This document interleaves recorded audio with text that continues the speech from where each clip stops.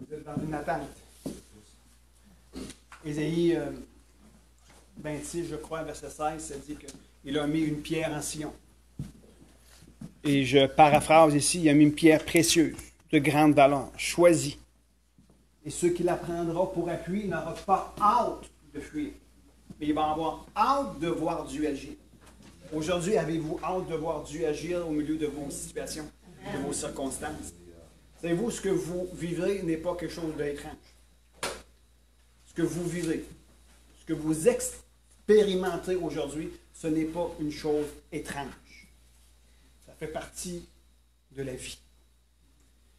Jésus n'a pas dit qu'il n'y aura pas de tempête, ni de difficultés, ni de problèmes.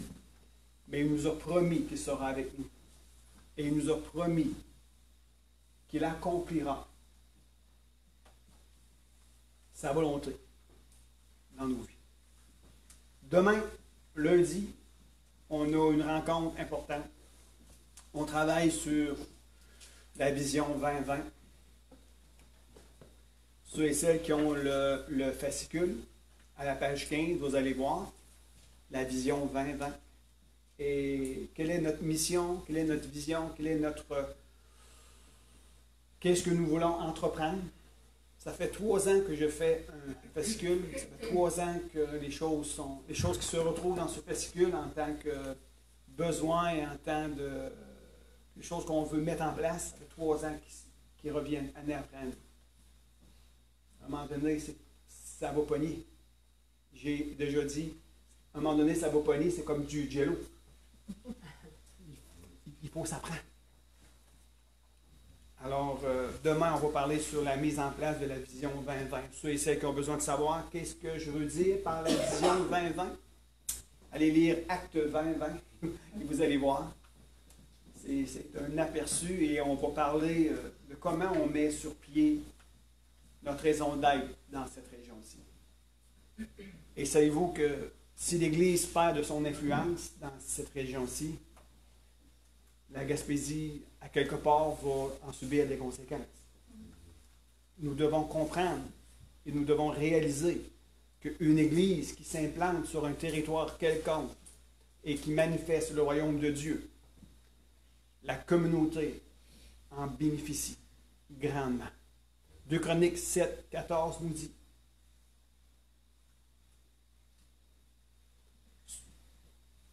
sur qui est invoqué mon nom? Prie, s'humilie, se détourne de ses mauvaises voies. Je l'entendrai des cieux, je l'exaucerai des cieux. Et je guérirai son pays. C'est quelque chose de fort intéressant que nous devons comprendre et saisir.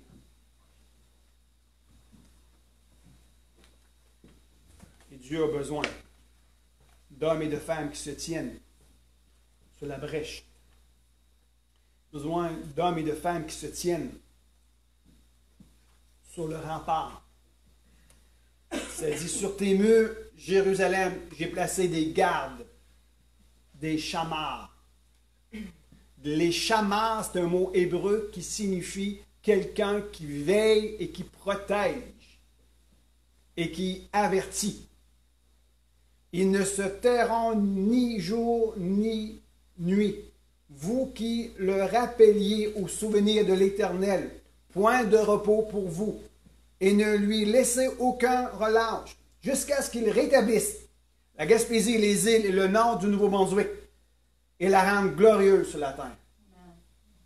La parole de Dieu nous enseigne ici que nous devons rappeler à la mémoire de Dieu ce qu'il a promis pour nos vies. Et nous devons nous tenir sur les remparts, sur les murs, et déclarer la parole de Dieu puissamment. Quelqu'un pourrait dire, oui, mais Dieu le sait. Oui, Dieu a besoin que nous, on sache. Dieu a besoin que nous, on lui rappelle le souvenir que Dieu a promis quelque chose. Et si l'Église perd de son influence aujourd'hui, vous allez en subir les effets. Vous, votre famille et la communauté dans laquelle Dieu vous a positionné.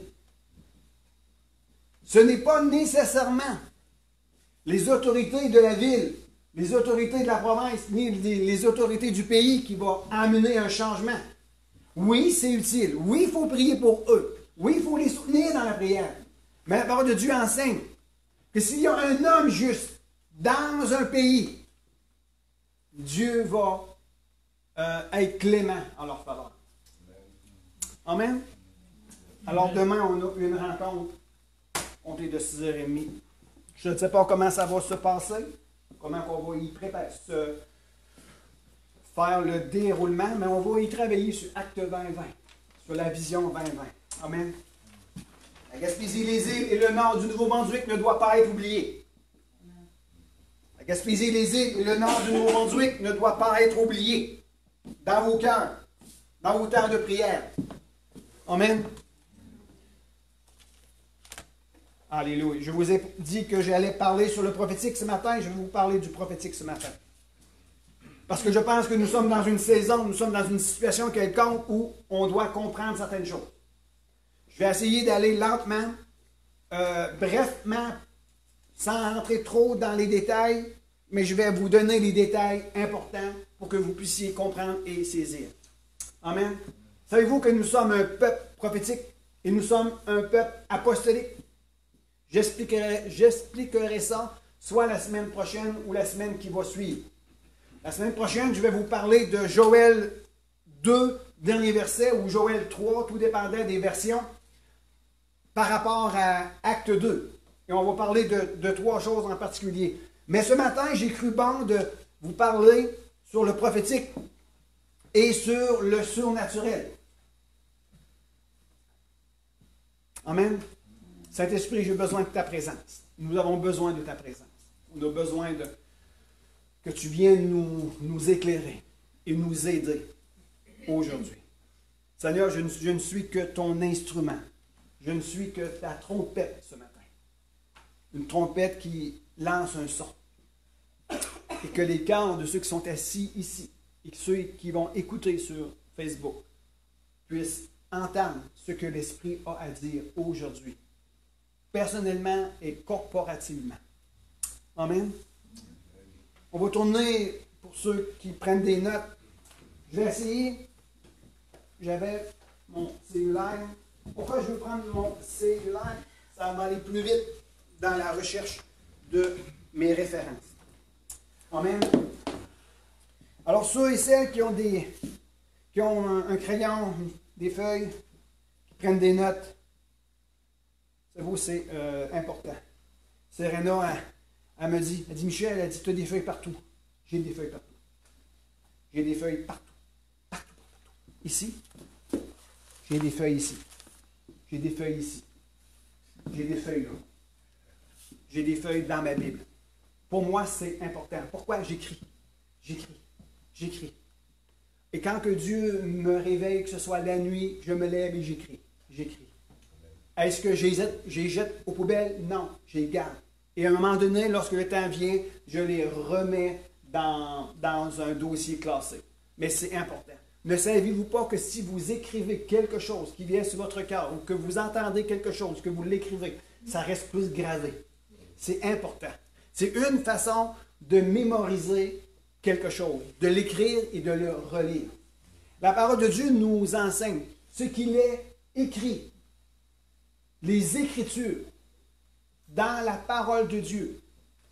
Pourquoi ils les ont mis sur l'Écriture? Pour qu'on se rappelle et qu'on la lit couramment.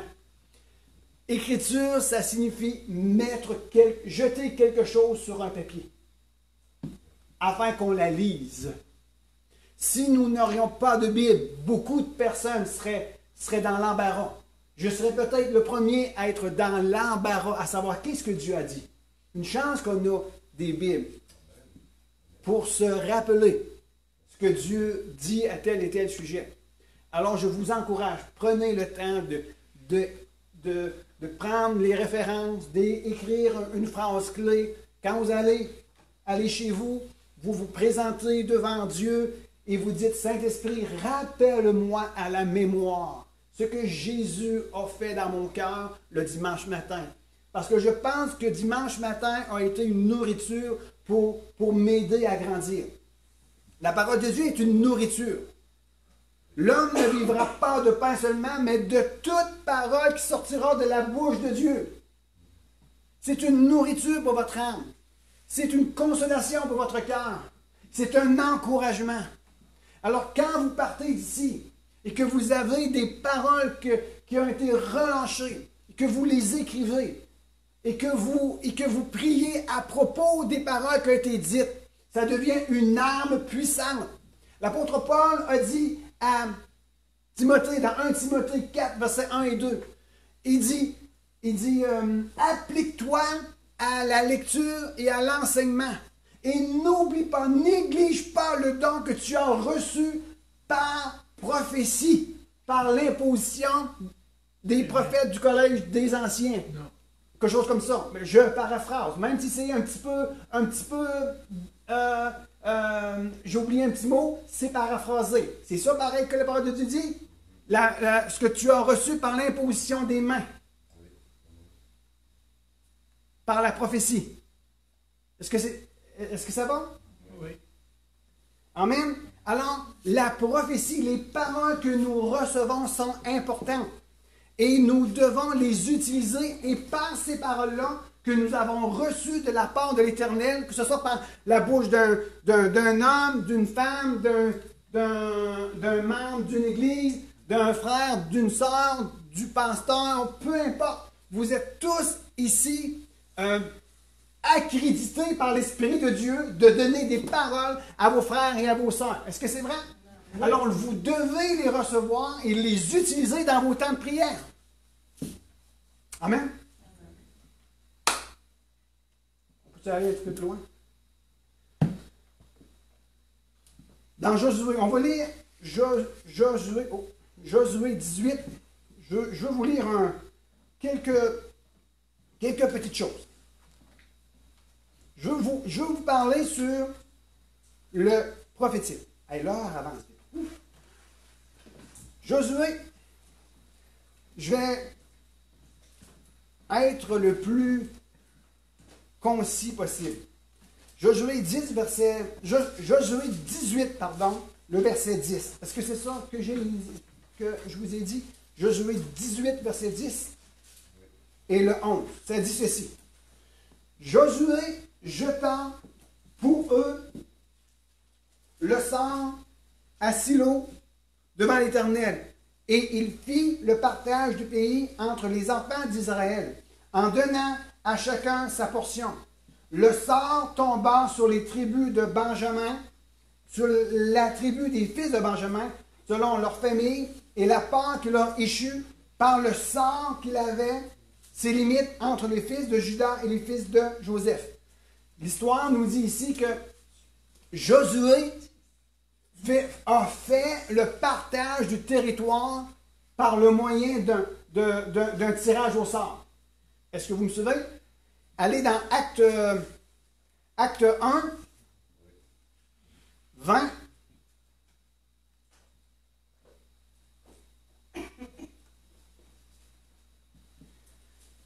Je vous donne le contexte. Les lunettes, ça va mieux aller. OK, je vous donne le contexte. C'est lorsque Judas a été se pendre et qu'il est mort. La parole de Dieu nous enseignait qu'il fallait remplacer Judas. Il dit que quelqu'un prenne sa charge. C'est dit au Acte 1, verset 20a, il est écrit dans le livre des psaumes.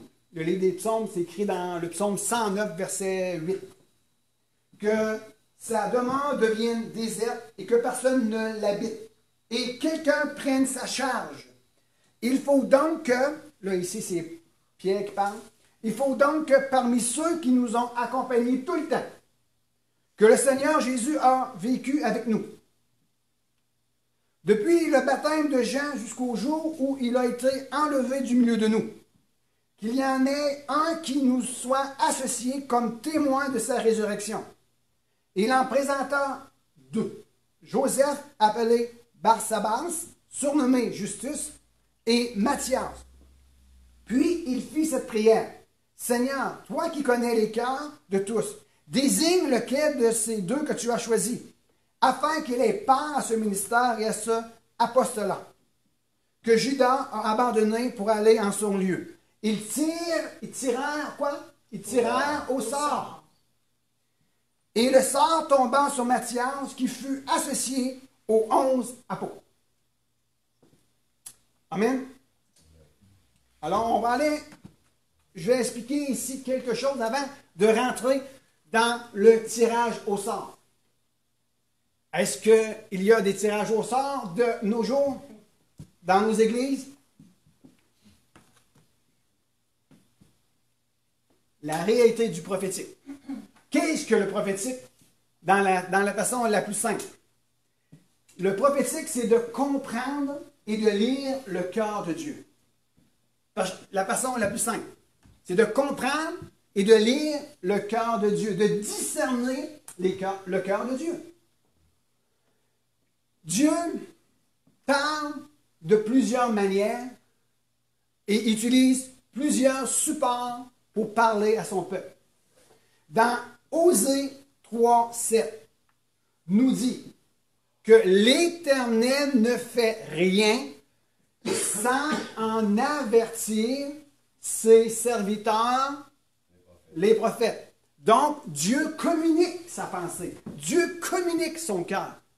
Dans Jérémie 29, verset 11, tout le monde connaît ce verset-là? Oui. C'est? Jérémie 29, 11, 12, 13. Ben, 11, là. J'ai mis des projets sur toi. Non pas de malheur, mais bien de bonne. C'est ça. Dieu a des projets de paix et de bonheur, non de malheur. Dieu connaît nos vies, nos cœurs, nos situations, et il a des projets de paix et de bonheur pour chacun d'entre nous. Et ce verset-là a été cité dans un contexte particulier. Et je veux vous le dire, pour que vous puissiez être encouragés et exhortés avant d'aller plus loin. C'était dans le temps où le peuple a été capturé et amené en captivité. Et le peuple s'en allait. Peut-être, je ne sais pas comment il était pour aller en captivité. Il était peut-être enchaîné, je ne sais pas. Je ne sais pas comment que les choses sont faites. Il faudrait que j'approfondirais un peu plus en profondeur. Mais il était amené en captivité. Et l'Éternel parle par la bouche de Jérémie. Bien que vous allez en captivité, moi, l'Éternel, j'ai des projets de paix et de bonheur pour vous. Mais il dit, Seigneur, tu comprends pas, on s'en va en captivité. Il dit, c'est vous qui ne comprenez pas et ne discernez pas mes plans au milieu de ce que je suis en train de faire. J'ai des projets de paix et de bonheur, non de malheur, pour vous. Eh bien, la situation était, il partait en captivité. Mais Dieu veut révéler son cœur. Dieu cherche le moyen de communiquer son cœur à son peuple. Est-ce que vous comprenez ici? Dieu a des projets et des plans.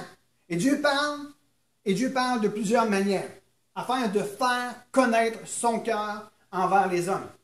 1 Corinthiens 2,16 nous dit, qui a connu la pensée de Dieu? Or, nous avons la pensée de Christ. Et allez lire un petit peu plus haut, au verset 11. Qui connaît l'homme si ce n'est l'Esprit de l'homme? Et qui connaît Dieu si ce n'est l'Esprit de Dieu qui sonde des profondeurs de Dieu et qui en révèle? Est-ce que vous me suivez? Et un peu plus bas, il dit, or, nous avons, vous, la pensée de Christ. Alors, il est possible, chacun d'entre nous ici, de connaître le cœur du Père. Il est possible de connaître les plans et les projets que Dieu a pour nous. C'est possible. Dites avec moi, c'est possible. Malgré la situation dans laquelle tu te trouves, Dieu a des projets de paix et de bonheur pour toi. Et c'est possible de connaître et de discerner le cœur du Père. Qui est le plus près du Père? Si ce n'est son Fils Jésus. Est-ce que c'est vrai? Amen. Il est assis à la droite de son Père. Il est en son Père. Et son Père est en lui. Et nous sommes en Christ. Alors, on ne peut pas être plus près que ça. Et l'Esprit de Christ nous a été donné. Alors, nous sommes capables, nous sommes en mesure de comprendre, de discerner et de lire le cœur du Père. Le prophétique, c'est de comprendre et de lire le cœur du Père. Quelque chose de très simple. Et le prophétique, c'est large. Ça a, pardon, ça a des paramètres, mais c'est large le prophétique. Hébreux 1, versets 1 et 2 nous parle dans les derniers temps. Je vais le lire pour qu'on puisse juste suivre d'une façon cohérente ce que je veux vous apporter. Hébreux 1, versets 1 et 2. Après avoir autrefois, à plusieurs reprises et de plusieurs manières, Dieu a plusieurs manières et plusieurs fois, Dieu parle. Il a parlé à nos pères par les prophètes. Dieu, dans ces derniers temps, nous a parlé par le Fils qu'il a établi héritier de toutes choses. Maintenant, Dieu, le Père, parle par le Fils. Maintenant, ou je vous pose une question piège, mais vous allez, je ne veux pas vous piéger. Où est le Fils? À la droite du Père. L'Esprit de son Fils est où? En nous. Maintenant, Dieu le Père parle par le Fils et le Saint-Esprit te communique à toi les paroles du Père pour que tu puisses parler en son nom. Est-ce que c'est bien? Alors, dans les derniers temps, Dieu parle par le Fils qui habite en toi par le Saint-Esprit qui t'a été donné. Alors, Dieu parle et communique et par les différents dons et les différentes capacités données aux hommes, Dieu veut communiquer sa pensée. Il veut rentrer en relation avec nous. Est-ce que ça va jusqu'à maintenant? On continue un peu plus loin. Je fais un marathon. Non, un marathon, c'est long puis c'est pas vite. Là, je suis en train de faire un sprint. Je vais vite. Nombre 12. 6, 8. On va lire ça, OK?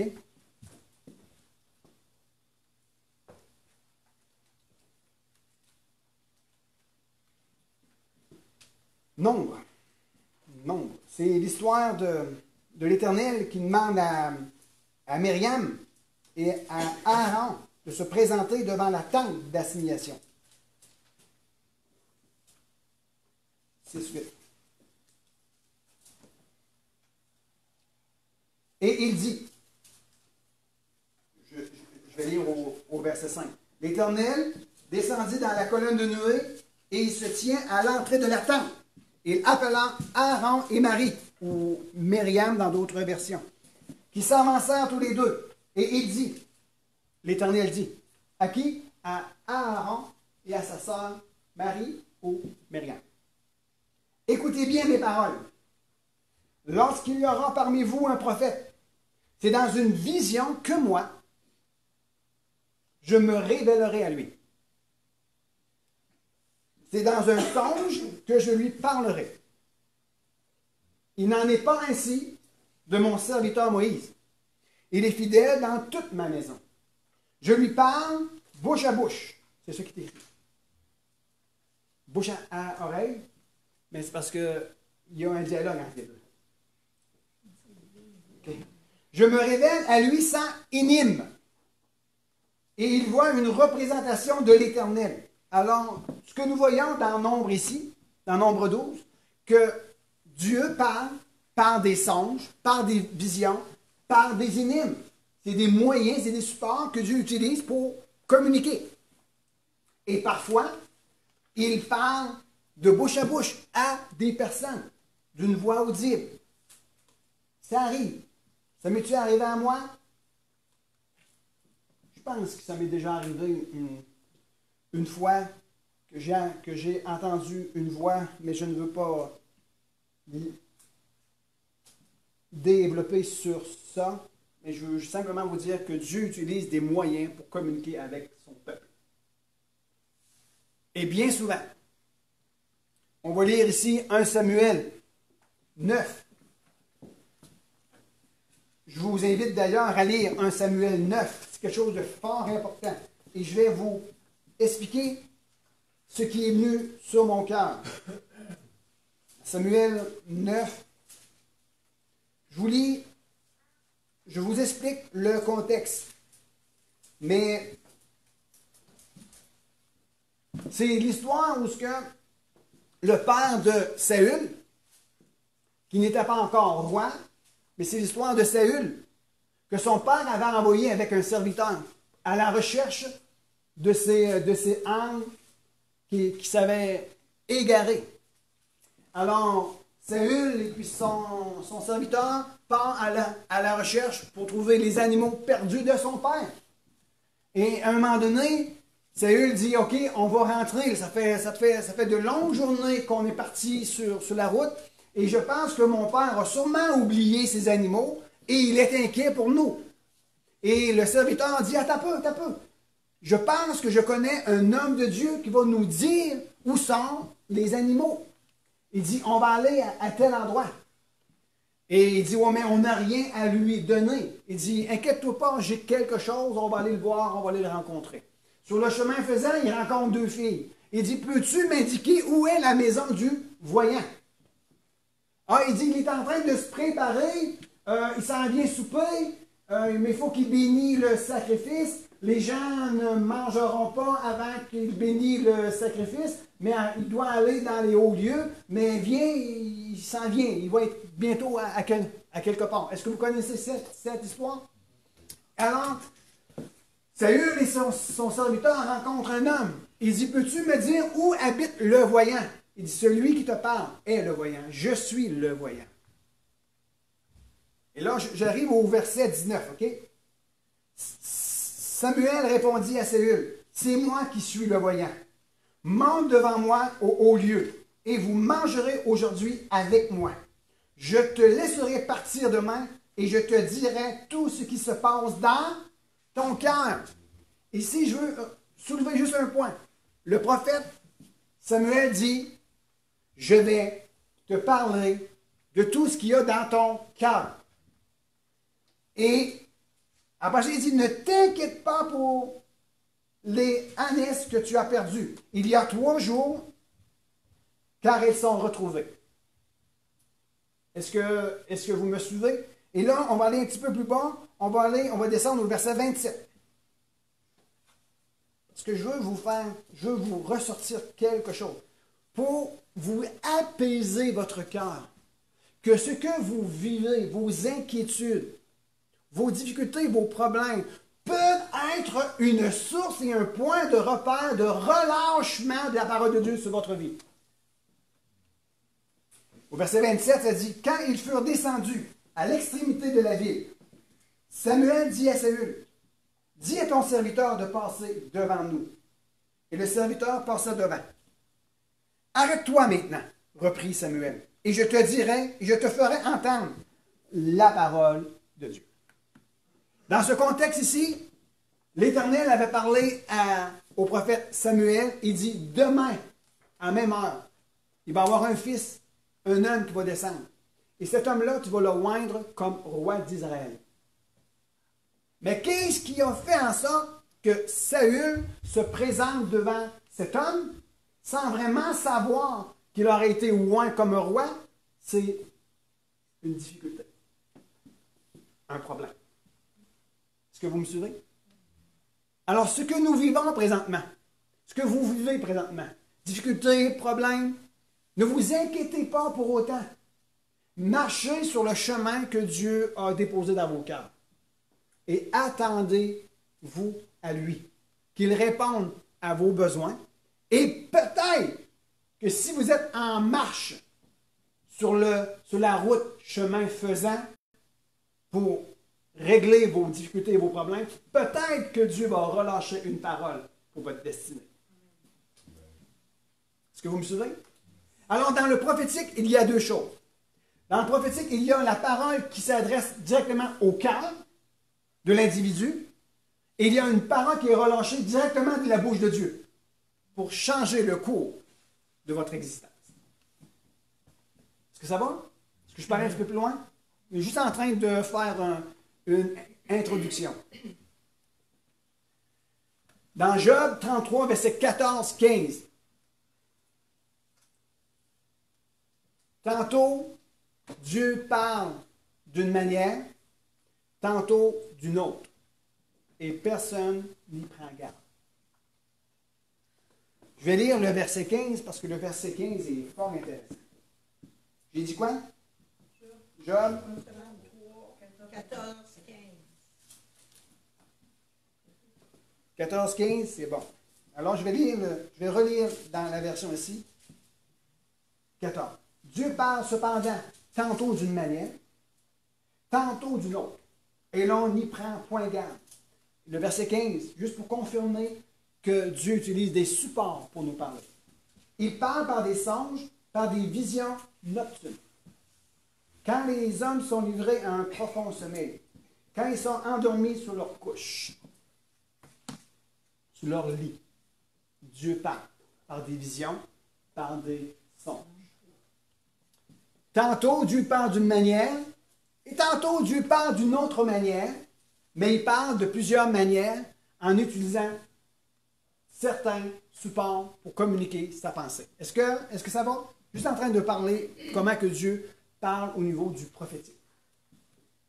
L'importance en toutes ces choses, ce qui est important à travers ça, c'est de savoir reconnaître comment Dieu parle et de le recevoir. C'est important de reconnaître de la manière que Dieu parle. C'est important de discerner le cœur de Dieu. C'est important de comprendre les plans et les projets que Dieu a pour nous. C'est important. Et aussi, c'est important de le recevoir. Et quelqu'un dira, oui, mais moi, j'entends pas Dieu parler. J'entends pas Dieu me parler.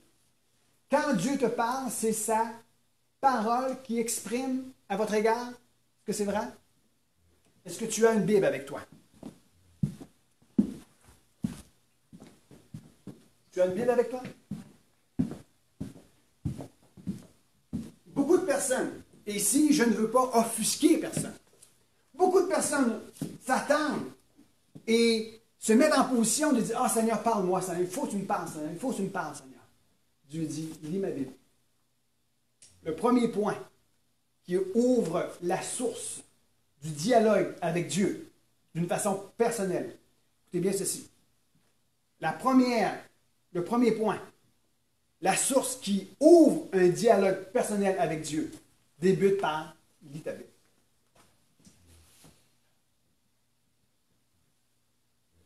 Est-ce que c'est vrai?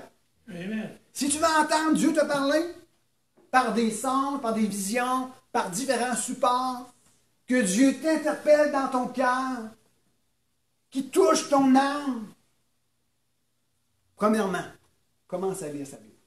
Commence à lire ta Bible. Parce que dans la Bible, c'est la parole de Dieu. Et lorsqu'il y a un verset qui te touche, relâche-le. Et tu vas voir une activité se faire autour de ta vie. Amen. Est-ce que je peux aller un petit peu plus loin? Est-ce que c'est compliqué? Est-ce que c'est simple? Il y a beaucoup de notes, mais la beauté de la chose, il y a Facebook. Facebook qui est là, que vous pourriez aller reconsulter. Alors, on a vu que Dieu parle de plusieurs manières. Est-ce que c'est vrai? Dieu parle, il veut communiquer sa pensée. Le prophétique, c'est discerner et reconnaître le cœur du Père. Et Dieu utilise différents supports pour nous le communiquer. jusqu'à là, on a fait juste une petite ébauche qu'on va pouvoir parler un peu plus grandement dans les semaines à venir. Mais maintenant, je veux vous parler du surnaturel. Le surnaturel, c'est ce qui se passe qui n'est pas naturel. Le surnaturel, c'est ce qui est au-delà de notre intelligence naturelle. Le surnaturel, c'est ce qui est au-delà de ce que l'on peut naturellement penser. C'est simple, hein? Le surnaturel est au-delà de ce que l'on peut naturellement penser. Lorsque Dieu peut nous révéler les choses cachées dans le cœur d'un homme, c'est le surnaturel. Lorsqu'on peut expérimenter un miracle, c'est le surnaturel. Il ne faut pas être effrayé par le surnaturel. J'en parlerai probablement de la semaine prochaine. Mais le surnaturel, c'est tout ce qui n'est pas naturel. Est-ce que le surnaturel existe? Oui. Dans Marc 16, on va vous parler un peu comment activer le surnaturel. Amen? Amen.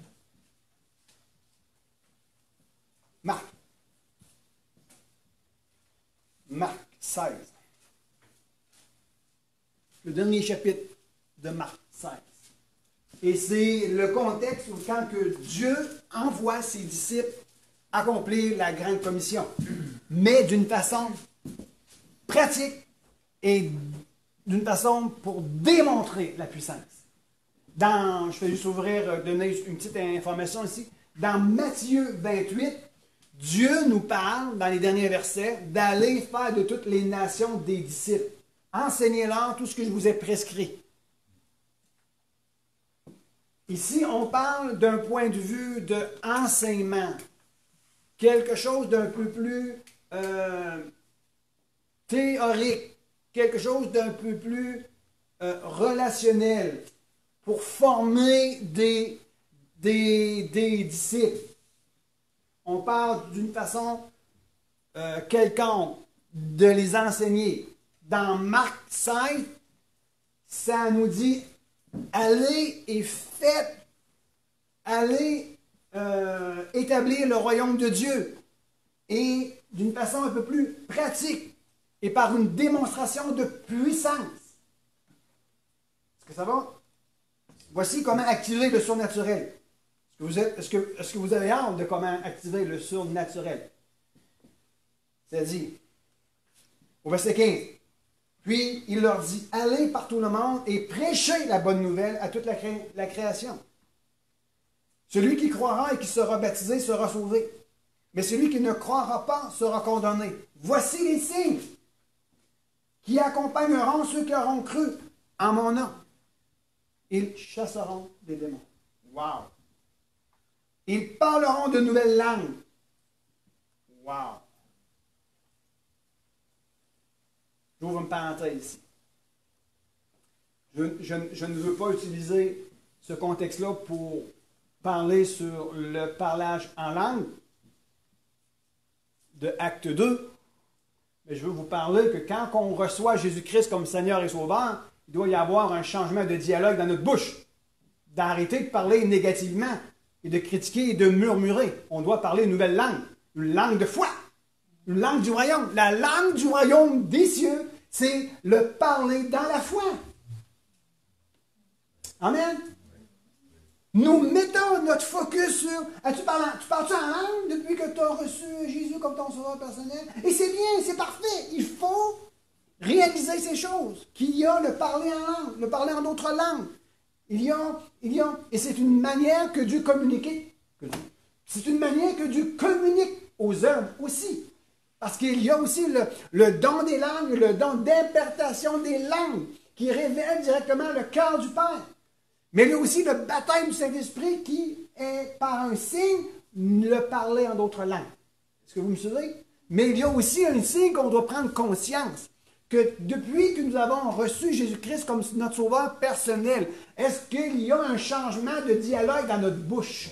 Est-ce qu'on parle dans la foi? Est-ce qu'on élève les gens? Est-ce qu'on honore le monde? Est-ce qu'on parle positif? Est-ce qu'on parle des choses heureuses ou bien on est encore dans nos cochonneries du passé? Ça, c'est une indication si la présence de Dieu est en nous. C'est une indication que nous sommes en relation avec Jésus quand que notre dialogue change. Est-ce que c'est vrai? Je vais arrêter de m'énerver un petit peu. Parlerons de nouvelles langues.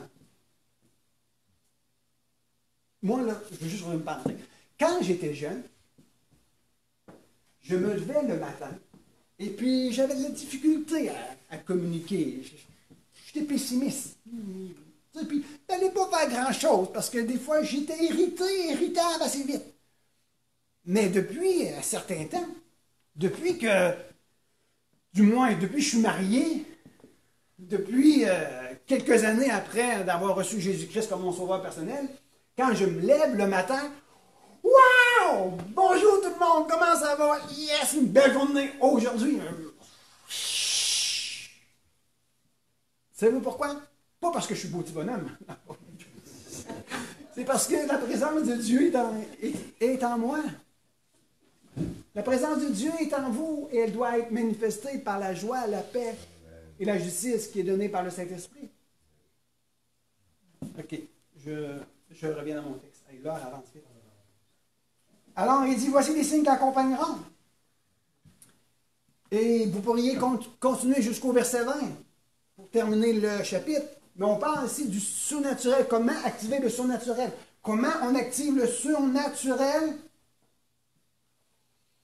Le surnaturel vient dans le nom de Jésus. Par l'intermédiaire d'un homme, d'une femme qui croit et choisit d'obéir. Amen. Il dit, voici les signes qui accompagneront ceux qui auront quoi? Cru. En mon nom.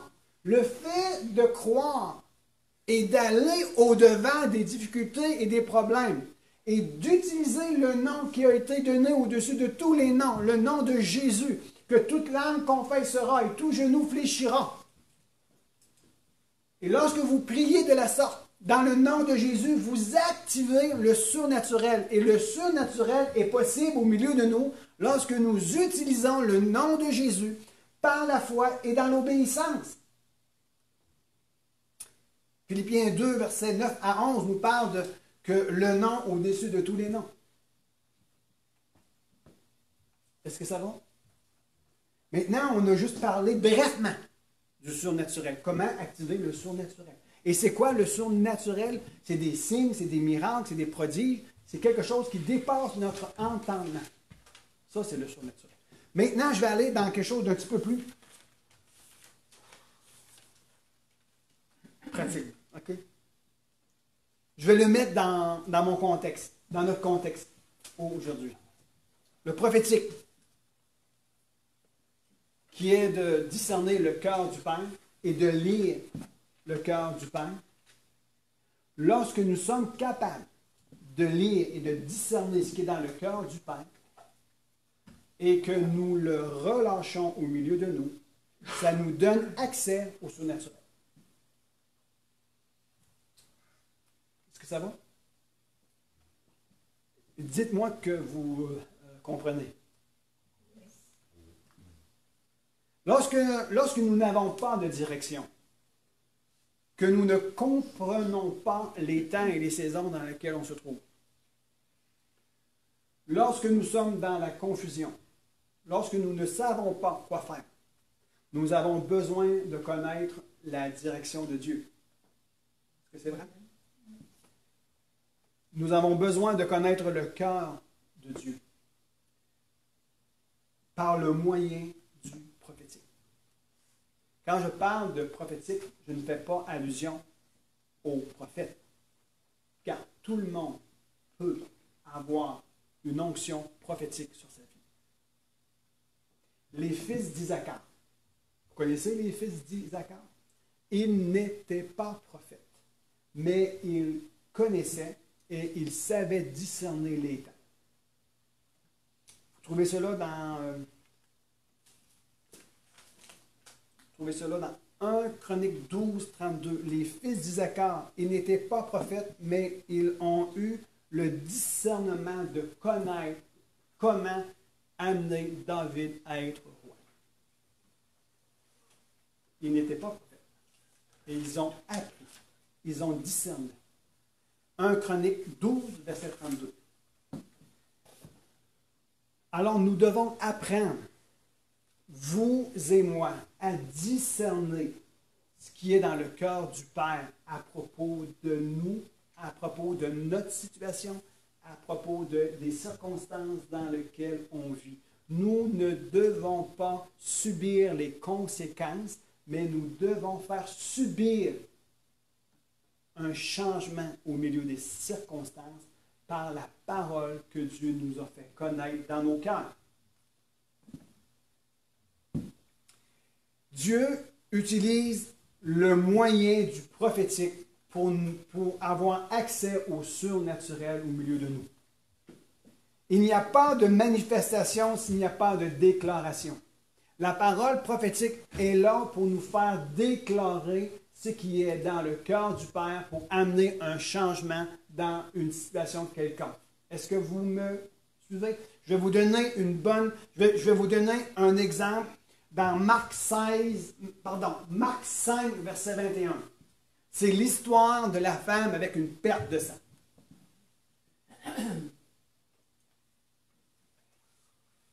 Je lis mes notes ici. Pour rentrer dans le surnaturel, rentrer dans le miracle, il faut connaître ce qu'il faut faire. Pour expérimenter la puissance de Dieu, il faut agir convenablement. Et c'est là que le prophétique est important. Nous ne pouvons pas dire « Ah ben, qu'est-ce que tu veux que je fasse avec ça? Ah ben, Dieu est au contrôle, j'ai tout remis entre ses mains. » C'est parfait, mais il vous manque une portion. Nous ne pouvons pas dire « J'ai déposé tous mes fardeaux aux pieds de Jésus et Dieu va agir. » C'est parfait, mais il vous manque une portion. La femme atteinte d'une perte de sang pendant 12 ans, elle était malade. Elle a gaspillé tout son avoir sans avoir aucun soulagement. Est-ce que vous comprenez cette histoire-là? Et elle s'est dit en elle-même, si je peux toucher le bord du vêtement de Jésus, je serai guéri. Est-ce que c'est vrai? Oui. Maintenant, dites-moi, où elle a pris ça? Par l'esprit. Et voilà. Par l'esprit. Il n'y avait aucun enseignement, ni prédication, ni aucun verset pour s'appuyer sur le mystère des manteaux. Elle n'avait aucun renseignement sur le ministère de la robe. Mais elle l'a pris à quelque part. Elle l'a pris, elle a discerné quelque chose dans le cœur du Père, que si elle touchait le bord du vêtement de Jésus, elle serait guérie. Elle a reçu une information dans son cœur qui n'était même pas enseignée, mais elle a reçu et elle a cru, elle a agi, il a déclenché le surnaturel. Est-ce que c'est vrai? Maintenant, je vais vous parler d'une autre situation. Paul a pris des linges qui touchaient. Il était sur lui et il l'a donné aux gens.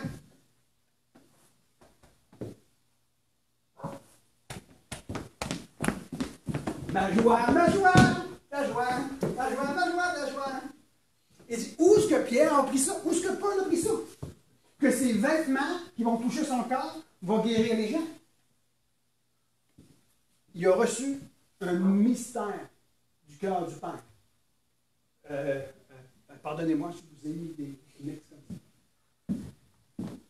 Alors, cette information que la femme avec la perte de sang a reçue dans son cœur, l'information que Paul a reçue dans son cœur, ça l'a quoi? Déclenché le surnaturel. Alors, le prophétique, elle a eu une pensée prophétique. La femme avec la perte de sang, elle a eu une pensée prophétique. Elle cherchait. Alors, tous ceux et celles qui sont dans les difficultés, dans les problèmes aujourd'hui, ne restez pas là sans chercher une parole venant du cœur du Père. Ne subissez pas ce que vous subissez encore trop longtemps. Cherchez une parole qui provient du cœur du Père et mettez-le en application. Vous allez déclencher le surnaturel. Amen. Nous sommes un peuple qui est qu'on reste sur on va attendre. Non, attends pas. Il faut dire, Seigneur, donne-moi quelque chose dans mon cœur. Donne-moi quelque chose dans mon cœur. Cette femme-là, la perte de sang, la femme avec la perte de sang, elle n'a pas été à l'église pour se faire imposer les mains. Elle n'a pas entendu une parole prophétique de quelqu'un à quelque part. Non. Elle s'est mise en position de recevoir et de sonder les mystères de Dieu. Et Dieu lui a fait grâce. Il y a une parole qui est tombée sur son cœur, qui a enclenché le surnaturel. Alors nous sommes des hommes et des femmes ici, en ce moment, qui ont un cœur, qui ont une intelligence, qui ont une communion avec Dieu, et que le Saint-Esprit habite en nous.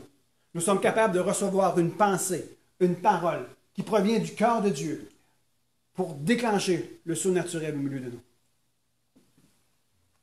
Le prophétique est connaître le cœur de Dieu.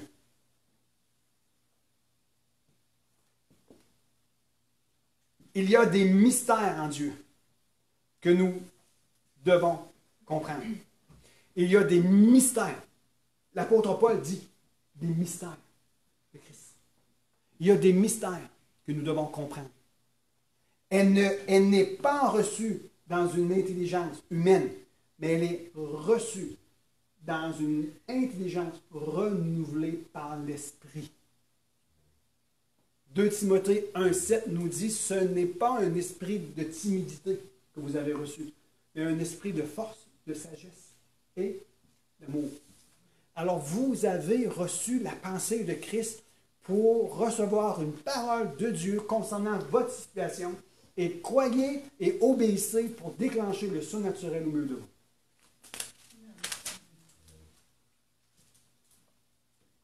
La sagesse ou les moyens humains sont naturels, mais les choses qui surpassent l'intelligence humaine, c'est surnaturel. Et dans Éphésiens 3, verset 20, ça nous dit que Dieu est capable de faire au-delà ce que nous pouvons penser et imaginer. Est-ce que c'est vrai? Alors, commencez à penser et à imaginer dans votre cœur, dans votre esprit, ce que Dieu a communiqué en vous et croyez-y, obéissez et vous allez déclencher le processus au lieu. Pour avoir accès au surnaturel, vous voulez avoir accès au surnaturel, je vous donne la clé. Le prophétique. Le prophétique, c'est la capacité de sonder les cœurs. De sonder les choses de Dieu.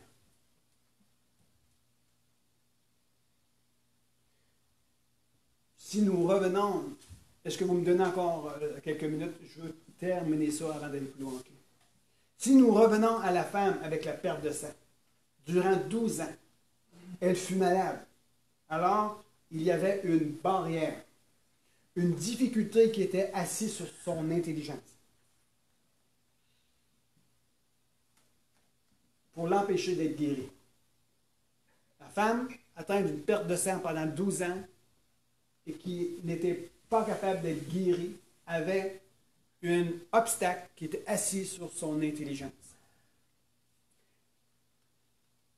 Ici, il n'y avait pas d'imposition des mains. Alors, pour ôter cette réalité de la maladie qui siégeait dans sa vie depuis 12 ans, alors pour ôter la réalité de la maladie qui siégeait sur elle pendant 12 ans, il a fallu la foi et le discernement et aller à la recherche du Saint-Esprit afin de recevoir ses instructions. Est-ce que ça va? Nous devons comprendre que le potentiel qui repose sur nos vies pour attirer le surnaturel, nous devons comprendre qu'il y a dans votre vie un potentiel qui repose en vous pour activer le surnaturel. Nous devons regarder à ce que nos yeux voient, à ce qui est naturel, ou nous devons arrêter de penser aux choses humainement parlant. Et nous devons plonger nos regards en Dieu et laisser le Saint-Esprit renouveler notre intelligence. Dieu utilise différentes capacités, différents dons pour nous amener à connaître le cœur de Dieu. Nous trouvons cela dans 1 Corinthiens 14, 1 Corinthiens 12, les dons qui ont été donnés, que le Saint-Esprit donne à qui il veut, quand il veut. Le don de discernement, le don de parler de diverses langues, le don de la prophétie. C'est tous ces dons-là qui nous amènent à connaître le cœur du Père. Le don de la foi. Le don de la foi. Et ces dons-là, c'est pour activer et nous faire connaître le cœur du Père. Et chaque don se retrouve dans le Saint-Esprit. Et le Saint-Esprit se retrouve en vous, en nous. Alors, nous avons la capacité en nous de reconnaître et de discerner le cœur du Père. Nous sommes capables, nous avons le potentiel, nous avons la capacité de prophétiser, d'activer le prophétique au milieu de nous. Si nous y croyons, nous devons aussi les appliquer. Je vous parlerai dans les semaines à venir que nous devons cultiver dans nos vies, dans nos familles, dans notre Église, une vie prophétique. J'ai pris l'habitude de dire à mes filles et à mon épouse, et Serena, elle l'a fait hier, et puis merci Seigneur, elle a dit à Harmonie, tu es une fille prophétique. Alors, arrête-toi et regarde à ce que le Saint-Esprit dit en ton cœur. Nous sommes une famille prophétique. Ma famille est une famille prophétique. L'Église, toi, tu es prophétique. Utilise les dons que Dieu a mis en toi. Reçois-le. Tu as le témoignage de Jésus dans ta vie? Hein? Tu as le témoignage de Jésus dans ta vie? Le témoignage de Jésus, c'est l'esprit de la prophétie.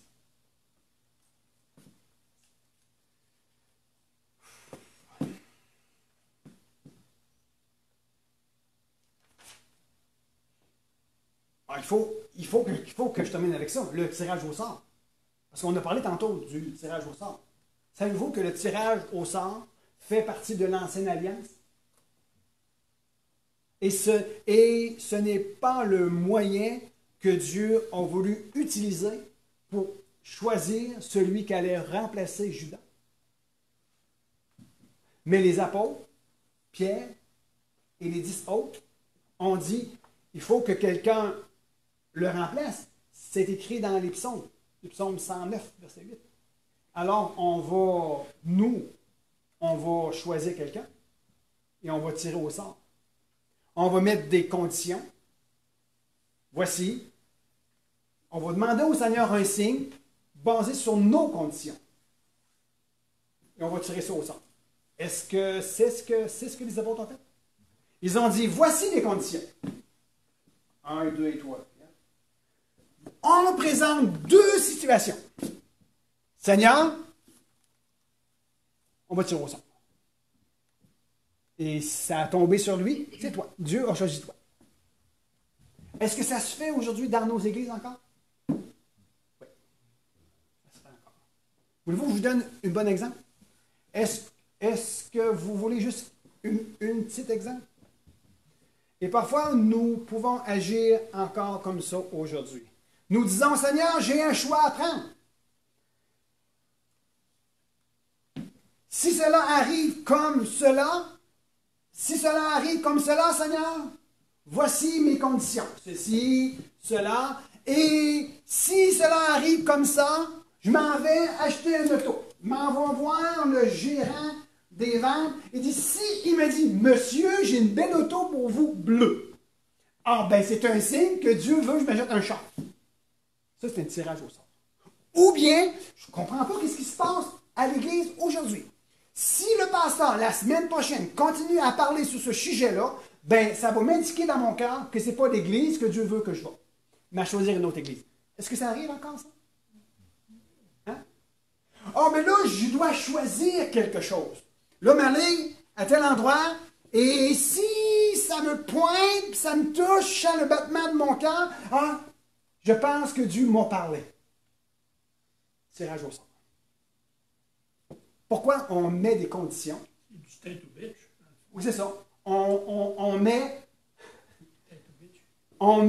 des conditions et là, on dit, OK, c'est ça ou c'est ça, Seigneur, on va voir. On tire à pile ou face. Ce matin, je m'en vais à l'église. Puis je vais voir si Dieu est vraiment concerné pour moi. Si Dieu me parle de ma situation précise, c'est parce que Dieu m'aime. Tirage au sort.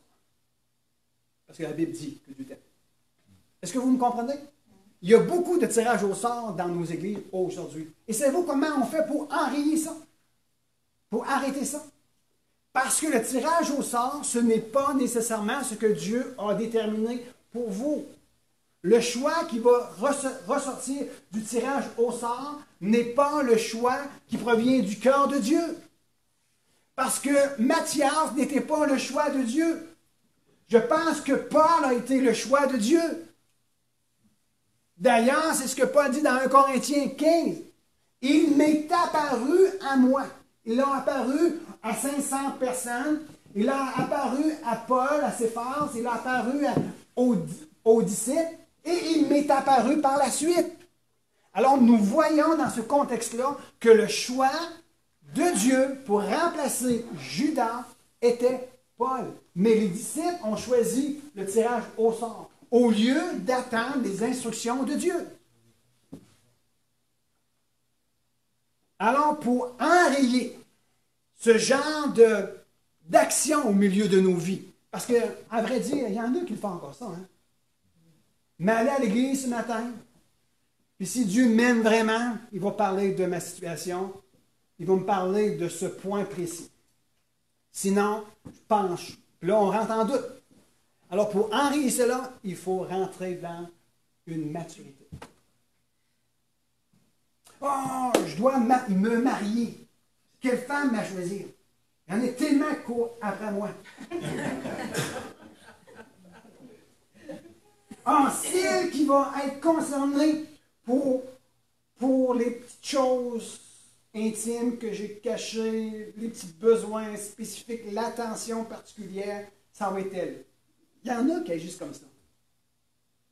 Tirage au sort. Il faut faire attention. Il faut enrayer ça. Il faut grandir et apprendre comment Dieu donne ses instructions.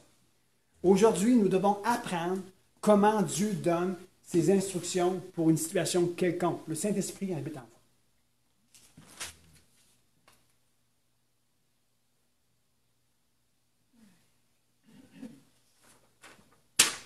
Le tirage au sort, c'est la mentalité de l'ancienne alliance. Maintenant, nous sommes sous la nouvelle alliance.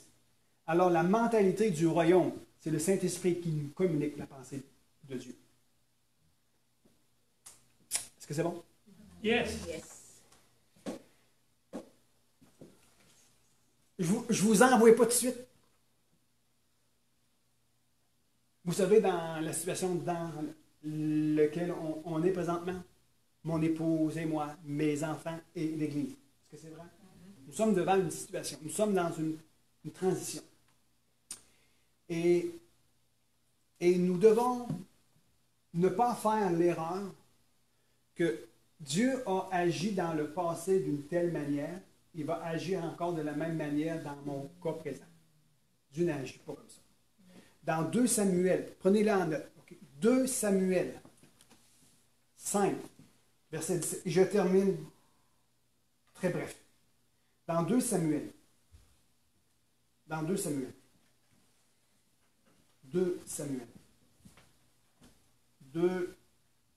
Samuel 5. Et je vous évite le contexte. Je tombe dans le verset 17. Ça dit, les Philistins apprirent qu'on avait oint David pour roi sur Israël. Ils montèrent tous à sa recherche. David, qui en fut informé, descendit à la forteresse. Les Philistins arrivèrent et se répandirent dans la vallée de Réphim. David consulta l'Éternel et disait, en disant, montrerai-je contre les Philistins? Les livrerais-tu entre mes mains? Et l'Éternel dit à Moïse, monte, car je te les livre. Nous voyons une situation ici. Et une situation quelconque, David a eu la sagesse de demander instruction auprès de l'Éternel. Nous allons un petit peu plus loin. Au verset 22, la même chose arrive. Les Philistins montèrent de nouveau et se répandirent dans la vallée de Réphim. David consulta l'Éternel et il dit, tu me montres... Et consulta l'Éternel. Et l'Éternel lui dit, tu ne monteras pas. Tourne-les, contourne-les par derrière. La même situation, 2 instructions différentes. Il est important de consulter Dieu. Demandez au Seigneur une indication, un signe sans condition. Seigneur, je te demande un signe, je te demande une directive pour ma vie, mais je n'ai aucune condition, Seigneur. Montre-moi ce que je dois faire. Montre-moi comment je dois agir. J'ai besoin de ton instruction. J'ai besoin, la Bible dit, vous qui êtes chargés et fatigués, venez à lui et attendez les instructions. Est-ce que c'est vrai? Yes. Et il y a quelque chose, par contre, qu'il ne faut pas faire.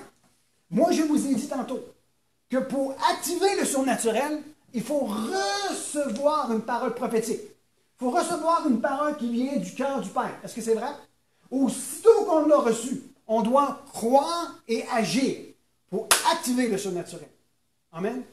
Mais nous ne devons pas faire comme Zacharie, qui était à son service et l'ange Gabriel lui apparaît et dit, tes prières ont été entendues et ta femme est exaucée, elle va tomber enceinte. Et là, il lui dit tout, il lui dit toute une histoire. Et là, Zacharie dit, oui, mais comment vais-je reconnaître cela? Donne-moi un signe. Il dit, hey, je suis Gabriel, là. Je viens de te dire que je réponds à ta prière et je te donne une directive. Puis toi, tu me demandes un signe, tu vas être muet. Il n'a pas cru à la voix prophétique qui était relâchée par l'ange Gabriel qui lui était apparu. Nous ne devons pas faire cela. Mais nous devons demander au Seigneur. Je n'ai pas encore l'information, je n'ai pas encore de direction. Seigneur, accorde-moi. Mais dès l'instant qu'il me l'accorde, je dois croire et obéir pour déclencher le surnaturel et de ne pas être trouvé incrédule. Amen. Est-ce que ça va? On peut-tu prier? C'était beaucoup d'informations. Hein? Oui. Hein? Ah oui. Mais c'est correct. Ça, c'est la base. Ça, c'est l'introduction. On tient 15%. Hein? On tient 15%. Allez écouter 4 fois, 5 fois, 6 fois à Facebook. Prenez des notes. Alléluia. Seigneur Jésus, on veut te remercier. On va se lever debout ensemble. Amen. Que Dieu bénisse chaque personne qui écoute ces paroles au nom de Jésus.